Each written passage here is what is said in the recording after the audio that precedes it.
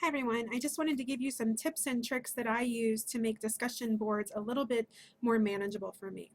So one thing that I always do is I go into the class on Monday or Tuesday and try to respond to the posts that the students just did on Sunday night. When I go into those posts, one of the time-saving tricks that I do is that I only respond to the original post. I don't read everything else. So you can see here, there are in every scenario, every case, there are two posts that are read. One is the student's original post, and the other is the post that I posted. So I just go in, I read their original post, I post my response, I ignore everything else for now. This lets me get in there quickly and get all of their original posts commented on, so that they have time to then work on their responses to both me and their classmates. So that's one thing that I do. Then on the next day or two, I go in and I post my group announcement so that they're getting some more feedback from me. You should be in your course at least 3 to 4 times a week, so that gets me in the course and lets me check things over.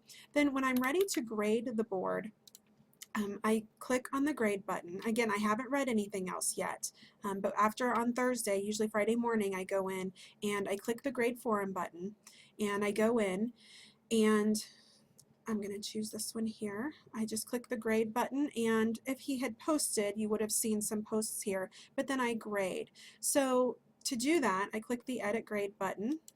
You can click the little descriptions there. If you need to know what the descriptions for each of these categories are, you can click the show descriptions button, and that will show you. You can check the right category. You can uncheck that at any time and it doesn't do anything weird.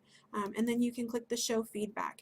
If I'm giving anything less than 4 points to someone that actually posted in the course, I will put some feedback here to tell them why. Especially in the first 4 to 5 weeks of the course, it's really important that they're getting consistent feedback about why they're not getting perfect scores. After 5 or 6 weeks, if you've said the same thing over and over, I think it's okay to do away with a little bit of that feedback. But for the first few weeks of the course, they should know exactly why they're not getting full credit for those points. Then you click the submit button up here on the top. I'm not sure why there is a submit button on the bottom, but it doesn't work, so you have to click the one at the top, and then once you click that, a saved grade will come up and you save their grade. If you have somebody that comes up on the list, somebody's missing because they didn't post it all you have to do is click this little show all button here, and that will then bring up anyone that did not post so that you can then grade their discussion boards in here as well.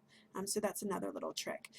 As far as all the posts that I didn't read, well, when you click on their posts, everything comes up. This is when I actually take the time to read what's in here. So I've already read their original post, but I usually have to reread it to refresh my memory.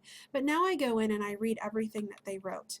If they wrote something and I need to respond to it, then I just click this little reply button here, and it lets me respond to them. It brings up this little window. I can just type whatever I want in here, and then I just click the submit button, and when I'm finished with that, it takes me right back to my discussion board so that I can finish grading them. So it's a nice way of being able to read everything that they wrote one time instead of twice, and also being able to respond to them.